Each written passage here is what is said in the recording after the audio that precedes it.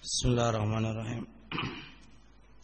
Innal hamdalillah nahmaduhu ta'ala wa nasta'inuhu wa nastaghfiruh wa na'udzu billahi min shururi anfusina wa sayyiati a'malina. May yahdihillahu fala mudilla lahu wa may yudlil fala hadiya lahu.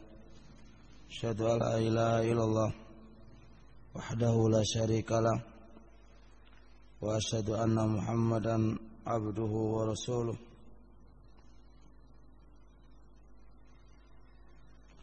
Amma ba'd, fa inna asdaqal hadisi kitabullah, khairal hadi hadi Muhammadin sallallahu alaihi wa alihi wasallam, wa syarrul umuri muhdatsatuha, fa inna kulla muhdatsatin bid'ah, fa inna kulla bid'atin dhalalah, fa inna kulla dhalalatin finnar. Tadi kita belajar ma la yatimul wajib illa bihi fa huwa wajib wa ma la yatimul wujubu illa bihi fa laisa biwajib. Sudah kami jelaskan perbedaan antara keduanya.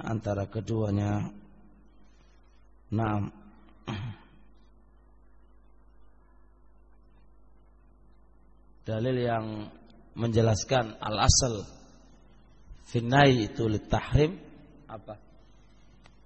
Anta lupa anta. Wa ma atakumur rasul fakhudhu wa ma aina wajud dalalah pada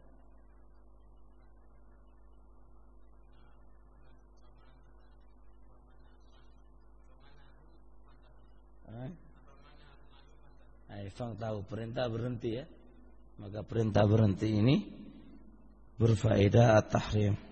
Nah,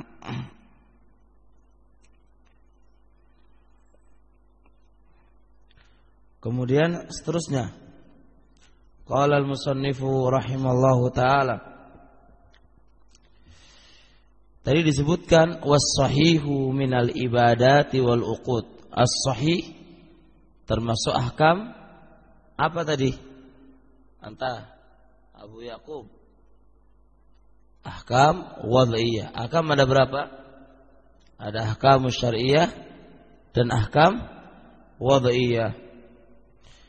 Was-sahihu minal ibadati wal uquri wal muamalati.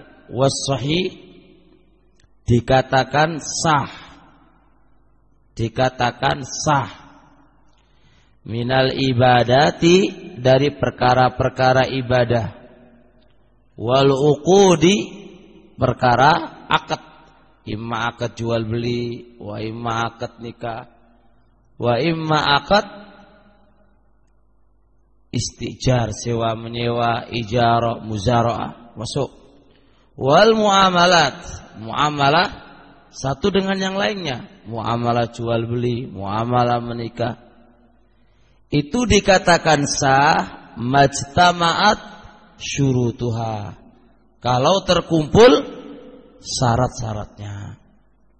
Wa furuduha furudun, ini dalam ilmu fiqh, dan ini sepanjang yang saya ketahui ketika dari membaca sampai di kitab Thaharah sampai di Babul Luqathah, itu sepanjang yang kami baca, furud memiliki dua itlaqat. Itlaq yang pertama furud bimana arkan, dan yang kedua furud bimana wajib. Wa furuduna maknahu arkan.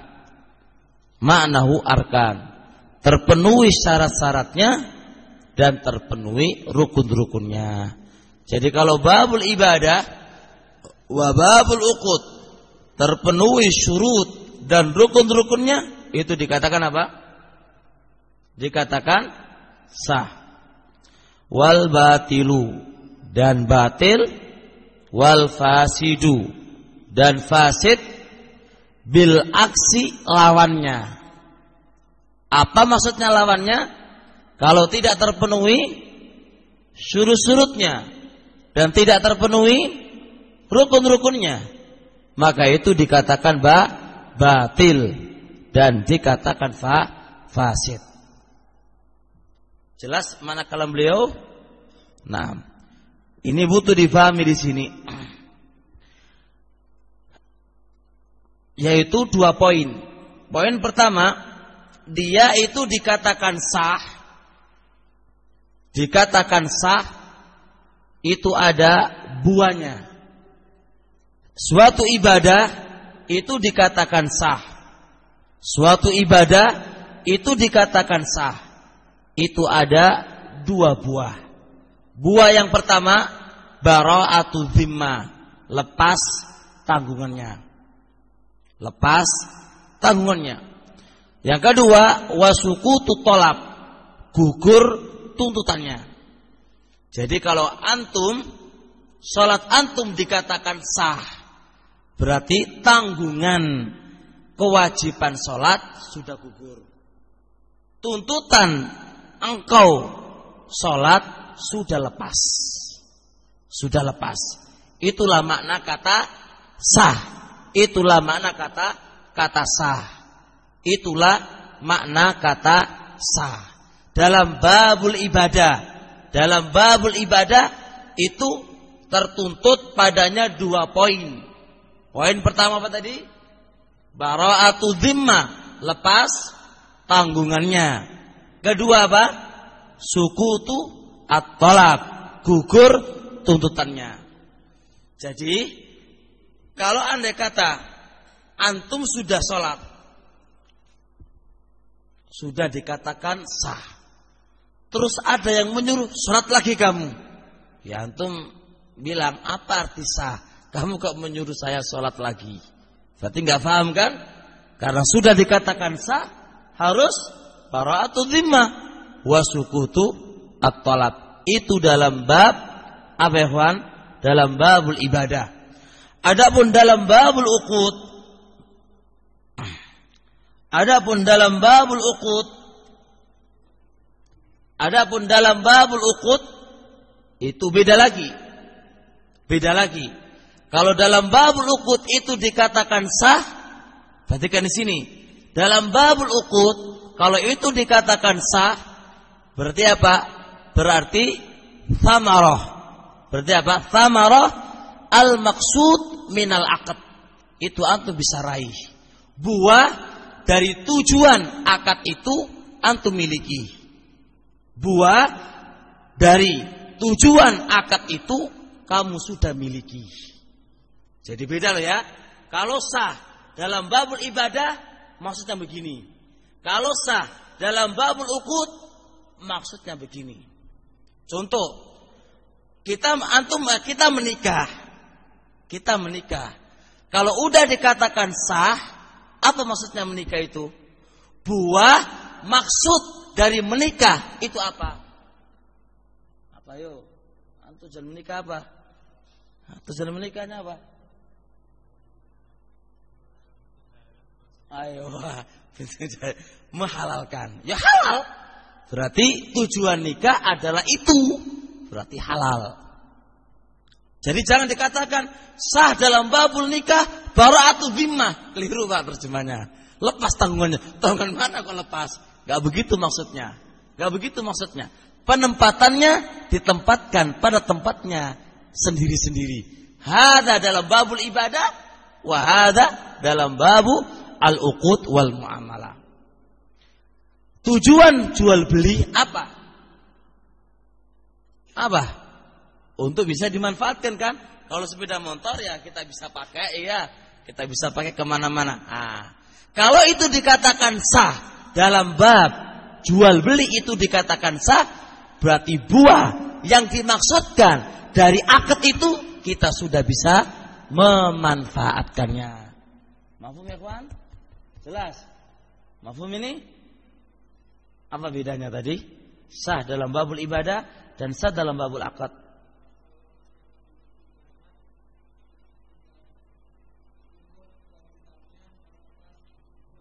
Ayo, terus kalau dalam bab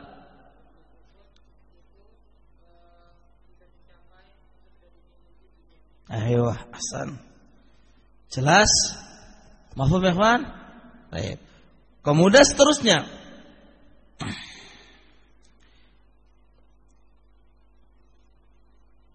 Ini sedikit perbedaan masalah syurut dan furud. Syurut dan arkan. Di sini enggak majtama'at syurutuha wa furuduha. Ana tidak menjelaskan secara terperinci definisi syarat, definisi rukun. Ini tempatnya di kitab usul yang lebih tinggi. Cuma di sini majtama'at terkumpul syurutuha wa furuduha. Maka yang harus antum pahami di sini terkait dengan sah status ibadah ataukah muamalah harus ada rukun dan harus ada syarat. Mafhum? Enggak masuk sunnah, enggak masuk wajib. Enggak masuk sunnah dan enggak masuk wajib. Kalau dalam bab sah ibadah ataukah uqud harus dua poin ini ada.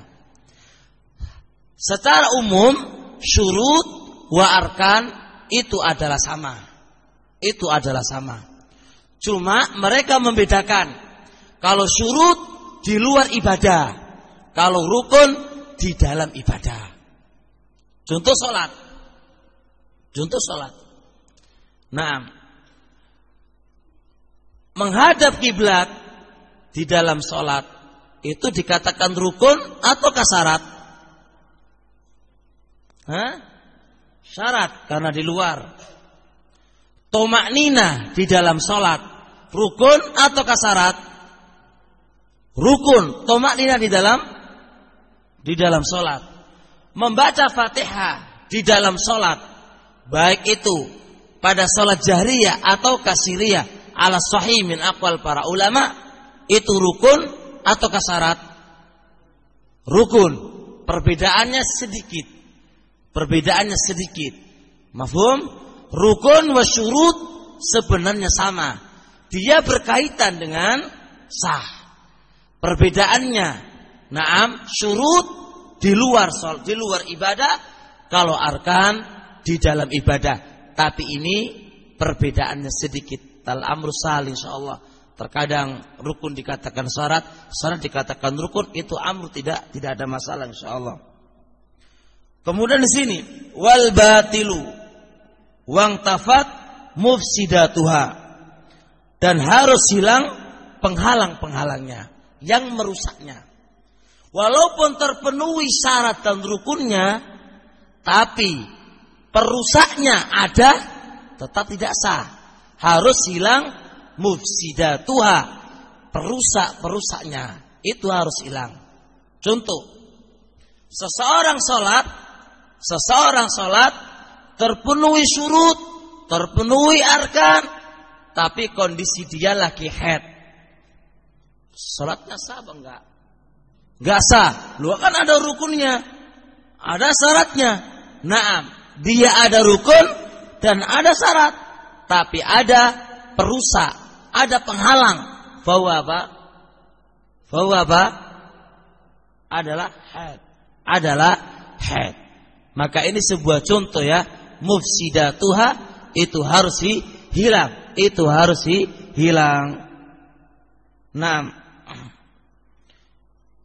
kemudian selanjutnya, qala al-musannifu rahimallahu taala, wal batilu wal fasidu bil aksi. Batil dan fasid itu bil aksi, ai lawannya. Ai dikatakan batil, dikatakan fasid kalau tidak terpenuhi apa? Syurut wal arkan, atau ada perusaknya, atau ada perusaknya.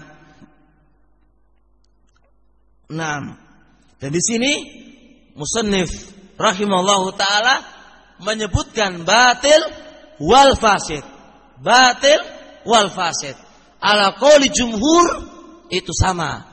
Enggak ada bedanya antara batil dan fasid. Antara batil dengan fasid itu enggak ada bedanya.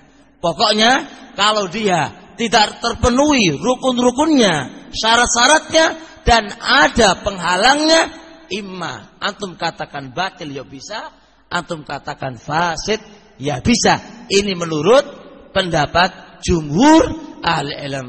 Di sana ada yang membedakannya, cuma enggak ana sebutkan di sini karena tempatnya bukan tempatnya di sini. Qala al-musannifu rahimallahu taala, berkata musannif rahimallahu taala, wa ma kana talabus syari'i lahu. Pembahasan kita terkait dengan fardu. Fardu ada fardu ain dan ada fardu kifayah. Pembahasan kita di sini membahas tentang fardu ain dan fardu kifayah. Setelah beliau menyebutkan yang namanya sah, ya terpenuhi kada wa terpenuhi kada, namanya fasid kada wa kada. Kemudian beliau membahas di sini fardu itu terbagi menjadi dua. Ada fardu ain dan ada fardu kifayah. Mafhum? Fardu ain dan fardu kifayah. Kalau fardu ain, ingat, kalau fardu ain kewajiban melihat orangnya. Melihat orangnya. Fardu ain adalah kewajiban yang Allah itu melihat orangnya, bukan melihat perbuatannya. Melihat orangnya. Maka semua orang wajib melakukannya. Itu namanya fardu ain. Kalau fardu kifayah, kewajiban yang syariat itu melihat perbuatannya, melihat perbuatannya. Kalau perbuatan ini sudah dikerjakan, selesai perkaranya, selesai perkaranya. Mafhum? Jadi kalau perbedaannya fardu ain dan fardu kifayah. Kalau fardu ain itu syariat melihat orangnya, orangnya harus melakukan, bukan melihat perbuatan, bukan perbuatan. Wa innama melihat orang-orangnya. Maka semuanya orang harus melakukan. Kayak sholat. Sholat hadza kita nggak katakan fardu kifayah. Ay sholat 5 waktu, maksudnya 5 waktu. Maka karena syariat itu melihat orang-orangnya, melihat orang-orangnya harus melakukan. Maka di sini namanya fardu ain. Adapun kalau melihat apa? Perbuatannya, kayak sholat jenazah.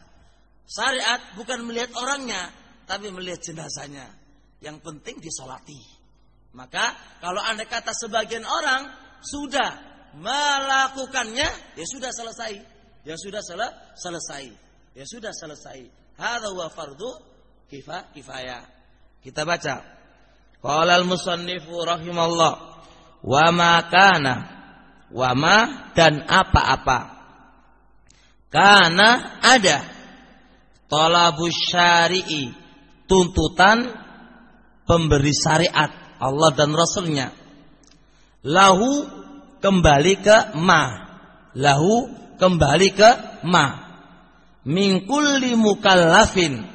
Tuntutan syariat itu tertuju min kulli mukallafin, dari setiap yang dibebani. Min kulli mukallaf. Dikatakan mukallaf harus ada 2 syarat. Apa syarat pertama? Berakal, dan kedua baligh. Kedua itu baligh. Hadza makna mukallaf. Hadza huwa makna mukallaf. Wa ma dan apa-apa karena ada talabus syari'i, tuntutan pemberi syariat Allah dan Rasulnya. Lahu kembali ke ma. Lahu kembali ke ma. Tuntutan itu diberikan min kulli mukallafin bidzat, ditujukan kepada setiap mukallaf itu sendiri, fahuwa fardu ainin, maka ini namanya fardu ainin. Kapan dikatakan fardu ain?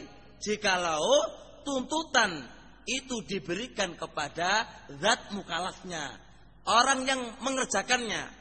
Ya, perintah ini, kewajiban ini langsung tertuju kepada orang yang melakukannya, yaitu kepada mukallaf itu sendiri, maka itu namanya apa? Fardu ainin. Jelas? Jadi bukan melihat amalnya, bukan melihat perbuatannya, tapi melihat orang yang melakukannya, melihat mukallafnya, maka itu namanya adalah fardu ainin. Kemudian selanjutnya,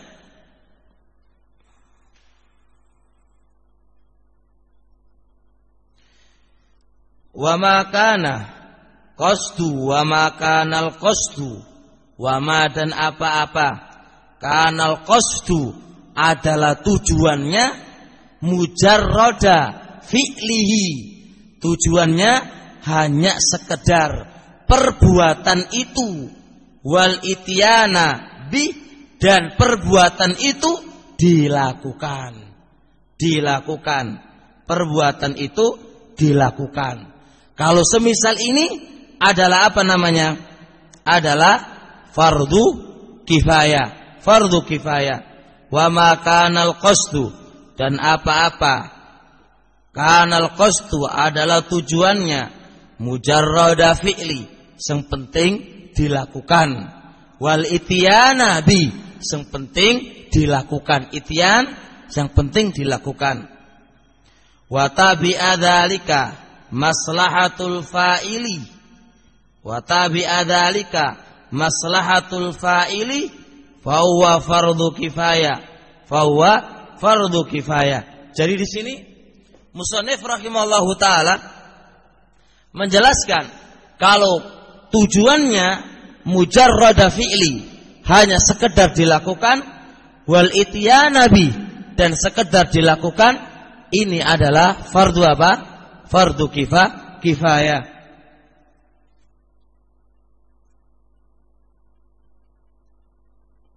Nah, kemudian seterusnya,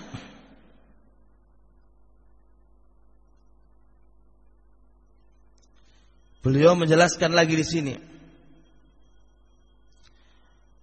Wa tabi'a dzalika maslahatul fa'ili fa huwa fardu kifayatin wa yatba'u dzalika maslahatul fa'il. Antum punya ini? Antum punya ini? Wa yatba'u dzalika terulang 2 kali. Enggak kan? Coba dibaca.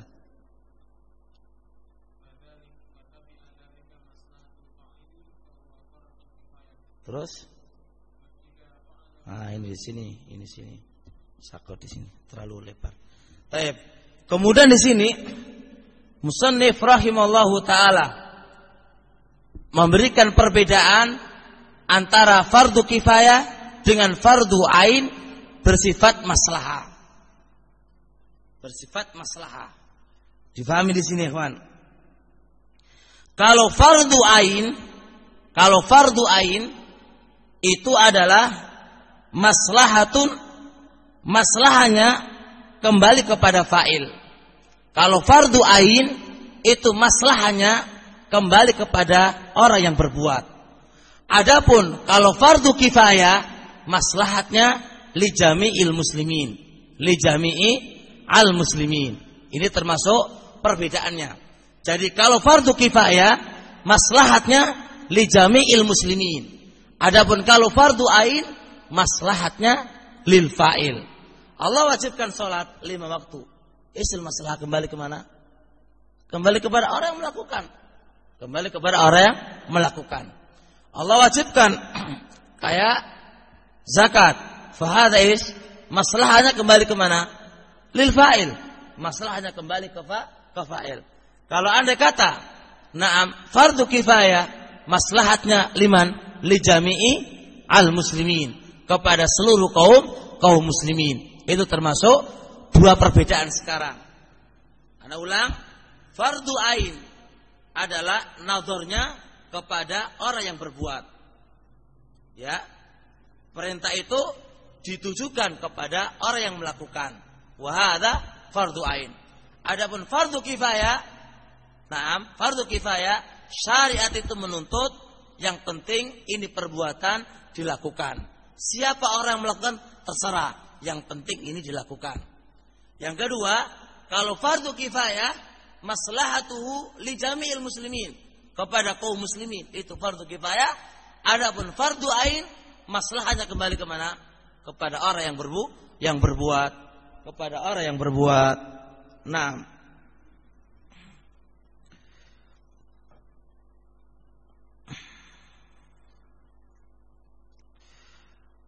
idza fa'alahu man yahsulu bihil maqsudu kafa an ghairihi, apabila telah melakukannya man yahsulu bihil maqsud, orang yang terhasilkan dengannya al maqsud, tujuan.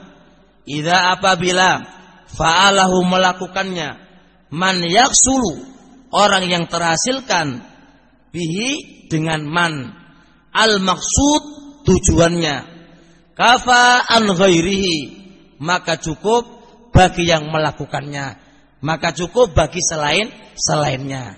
Ini menunjukkan fardu kifayah. Kalau fardu kifayah itu seseorang atau perbuatan tadi sudah dikerjakan oleh orang, maka yang lain dianggap cukup. Yang lain dianggap cukup. Tapi ini di sini belum menyebutkan satu syarat. Yaksul bihil maksud. Yaksul bihil maksud. Harus terhasilkan tujuannya. Harus benar-benar bagus. Yaksul bihil maksud. Yaksul bihil maksud. Jadi kalau andai kata ada di sana perbuatan fardu kifayah, perbuatan fardu kifayah, tapi sebagiannya tidak menjalankannya sesuai yang diinginkan oleh Allah dan Rasulnya, maka tetap tidak gugur itu. Tidak gugur. Kewajiban itu enggak gugur. Karena ini kan sudah dihasilkan, sudah dijalankan. Naam, sudah dijalankan, tapi apa? Lam yaksul bihil maksud. Lam yaksul bihil maksud. Tidak terhasilkan tujuannya.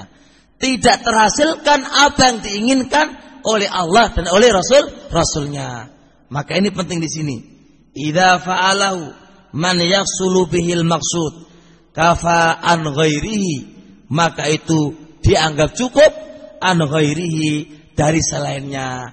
Kapan dianggap cukup? Kalau sudah dijalankan sesuai dengan tujuannya.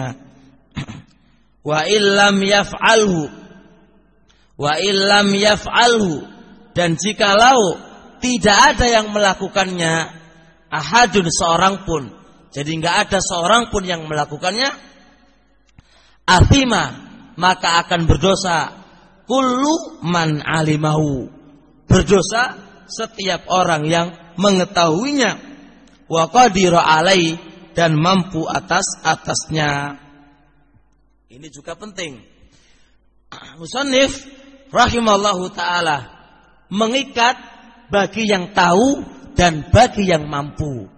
Ketika fardu kifayah itu belum dilakukan, belum dilaksanakan, baik enggak dilaksanakan sama sekali atau dilaksanakannya tidak sesuai dengan maksud, maka akan berdosa. Berdosanya terikat dua orang, bagi yang tahu dan bagi yang mampu. Kalau tahu nggak mampu nggak dosa, ya.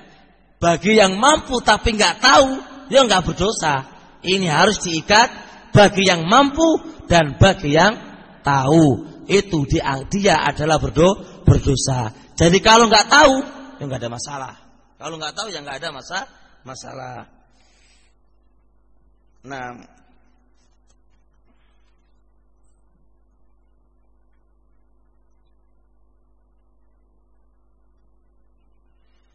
kemudian selanjutnya, qala al-musannifu rahimallahu ta'ala, wa huwa yasiru, maka huwa kembali kemana ini? Huwa kembali kepada suatu perbuatan yang belum dilakukan sesuai dengan maksudnya. Hadza kembali kepada huwa, kembali kepada perbuatan. Perbuatan ini belum sesuai dengan maksudnya. Wahwa, dan perbuatan tadi yasiru, menjadi fardhu ainin, fardu ain, fi haqqi man ya'lamu, pada haknya orang yang mengetahui, anna ghairahu, bahwasanya selain dia, la yaqumu bi, tidak mungkin melakukannya. Gak mungkin melakukannya, dua kemungkinan. Imma ajzan, karena dia tidak mampu. Yang kedua, au tahawunan, atau dia mengabaikannya.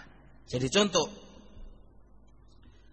dia tahu menyolati mayit contohnya, atau memandikan mayit, atau mengkafani mayit. Dia tahu kalau ini dikerjakan orang lain, ini dia nggak akan bisa. Nggak bisanya karena ajazan, dia bodoh, nggak mampu dia. Atau dia ngerti, cuma tahawunan, mengabaikannya. Maka bagi yang tahu, menjadi fardu ain bagi dia. Menjadi fardu ain bagi dia. Jadi terkadang suatu perbuatan itu awalnya fardu kifayah. Kemudian dalam satu keadaan menjadi fardu ain bagi dia. Kapan itu menjadi fardu ain bagi dia? Di saat dia tahu kalau orang lain tidak mungkin bisa melakukannya. Nggak mungkinnya karena dia bodoh, atau nggak memungkinkannya dia karena dia orang yang mengabaikan. Nah, misal contoh dakwah ilallah itu hukumnya fardu kifayah. Ala qaul biqaulillahi azza wa jalla wal takum minkum ummatu yad'una ilal khair. Wal takum minkum, min di sini litab'id. Hendaknya ada sebagian kalian yad'una ilal khair, mendakwahkan kebaikan dan melarang kemungkaran. Fauna dakwah ilallah itu fardu kifayah. Jadi kalau andai kata ada seseorang yang sudah melakukan ini, khalas, yang lain sudah selesai. Tapi syaratnya harus hasala bihil maksud. Tapi kalau di sana banyak dai, tapi dakwah ilal bidah, ila syirkiyah, berarti apa? Lam yaksul bihil maksud. Maka bagi yang tahu dan mampu harus berdakwah. Kalau enggak, kita ini bisa dosa kabeh iki ya, dosa semuanya. Bagi yang mampu dan bagi yang mengetahui. Atau kita tahu ini dakwah ilallah, kalau dipakai oleh mereka ini enggak mungkin. Taruhlah satu Jogja ini, semuanya mereka banyak dai ilallah, tapi ajazan. Pada dasarnya mereka itu tidak mampu karena enggak tahu, atau mereka mampu cuma tahawunan mengabaikan perkara-perkara ini, maka disitulah wajib bagi yang tahu berdakwah ilallah. Jelas ini kawan. Maka terkadang perbuatan yang awalnya fardu kifayah bisa menjadi fardu ain kalau memang kondisinya semisal ini. Jelas ini insyaallah. Nah, sampai di sini insyaallah ya kawan, sudah waktunya Isya. Subhanakallah wa bihamdik, asyhadu alla ilaha illa anta, astaghfiruka wa atubu ilaik.